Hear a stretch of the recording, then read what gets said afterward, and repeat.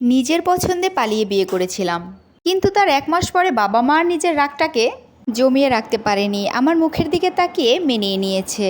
তখন আমি খুবই সুখে ছিলাম। আমার হাজবেন্ড আমার খুবই যত্ন নিত, খুবই ভালোবাসতো। তখন আমি আমার মাকে বলতাম, আমার মতো এরকম উপযুক্ত ছেলে তুমি কোথাও পেতে বলো। তখন আমার মা আমাকে একটা কথা বলেছিল, সুখে আছিস ভালো কথা, তোদের এই সুন্দর ভালোবাসা সুন্দর সংসারে যেন কারো নজর না লাগে। কিন্তু একটা কথা মনে রাখিস, পুরুষ মানুষকে এতটাও অন্ধবিশ্বাস করবি না কখনো। মায়ের কথাটা তখন আমি হেসেই উড়িয়ে দিই। আমাদের সুখের সময়টা এতই দ্রুত চলে গিয়েছিল যে আমি টেরও পাইনি। 1 বছরের মাথায় আমি প্রেগনেন্ট হই। আর আমার প্রেগনেন্সিতে আমার হাজবেন্ডের যত্নের তো কোনো অভাবই ছিল না। সে আমাকে খুবই ভালোবাসতো, খুবই যত্ন করত। আর তাছাড়া আমার প্রেগনেন্সির পুরো সময়টাতেই আমার মা আমার পাশে ছিল।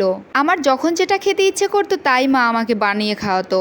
এক কথায় বলা যায়, স্বামী আর মা বাবার ভালোবাসা যত্নে নিজেকে খুবই সুখী মনে হচ্ছিল। এমন সুখে হয়তো বা দ্বিতীয় আর কেউ হতে পারে না। আমি এতটাই ভাগ্যবান। কিন্তু প্রেগনেন্সির 9 মাসে আমি যেটা দেখতে পেলাম সেটা যেন আমার পুরো দুনিয়াটাকে উল্টে পাল্টে দিয়েছিল। আমার জীবনটাকে একদম থামিয়ে দিয়েছিল। তখন আমার প্রেগনেন্সির 9 মাস চলে। আমার ফোনে একটা ভিডিও মেসেজ আসে, যেটা ওপেন করার সাথে সাথে আমার পায়ের তলার মাটি যেন সরে গিয়েছিল। ভিডিওটিতে আমি দেখছিলাম আমার হাজবেন্ড অন্য কোনো নারীর সাথে খুবই অন্তরঙ্গ অবস্থায় ছিল, যেটা দেখার পর আমার বুক ফেটে কান্না বের হচ্ছিল। কান্না থামিয়ে আমি সাথে সাথে আমার হাজবেন্ডকে ফোন দিই এবং বলি, তুমি এখনই অফিসে ছুটি নিয়ে বাসায় চলে আসো। কিন্তু ওদিক থেকে আমার হাজবেন্ড বলে আজকে নাকি তার কাজের প্রেশার খুব বেশি ছিল, সে বাসায় আসতে পারবে না, রাতেও আসতে পারবে না।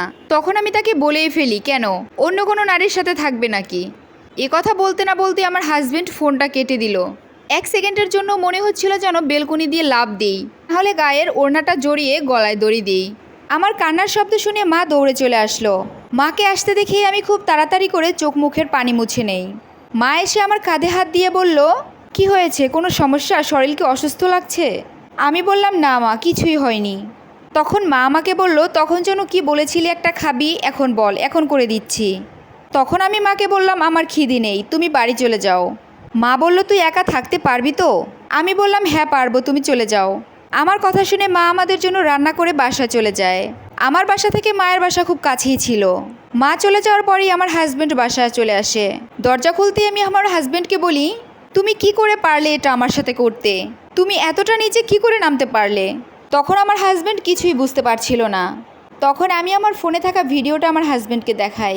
ভিডিওটা দেখার সাথে সাথে আমার হাজবেন্ড আমার পা জড়িয়ে ধরে বলল, আমার খুব বড় একটা ভুল হয়ে গেছে, আমি একদম বুঝতে পারিনি, এটা অজান্তেই হয়ে গিয়েছিল, তুমি আমাকে ক্ষমা করে দাও। ওই মেয়েটির সাথে সম্পর্কটা হওয়ার পরে ওই মেয়েটি আমার কাছে টাকা চেয়েছিল, ব্ল্যাকমেল করেছিল এই ভিডিওটা তোমাকে দিয়ে দেবে। আর আমি টাকা না দিতে পারায় ভিডিওটা তোমাকে শেয়ার করে দিয়েছে। আমাকে তুমি ক্ষমা করে দাও, আমার অনেক বড় ভুল হয়ে গেছে, এরকমটা আর কখনোই হবে না। এটা ছিল আমার জীবনের সবচেয়ে বড় ভুল। তখন আমি অনেক কিছুই বলেছিলাম আমার হাজবেন্ডকে, অনেক কান্নাকাটিও করেছিলাম। কিন্তু একটা সময় পরে নিজের সন্তানের মুখের দিকে তাকিয়ে আমি আমার হাজবেন্ডকে ক্ষমা করে দিতে বাধ্য হই। কিন্তু সত্যি কথা বলতে আজও আমি আমার স্বামীকে মন থেকে ক্ষমা করতে পারিনি। আজ আমার সন্তানের বয়স 5 বছর। আমার স্বামী আমাকে আগের মতোই ভালোবাসে, আগের মতোই যত্ন করে। এখন আর সে ওরকম খারাপ কিছুই করে না। কিন্তু সেই অবিশ্বাস ভয়টা আমার মন থেকে এখনও আমি মুছে ফেলতে পারিনি। গল্পটির সাথে আমার জীবনের কোনো মিল নেই। এটা ছিল একটা আপুর লাইফ স্টোরি।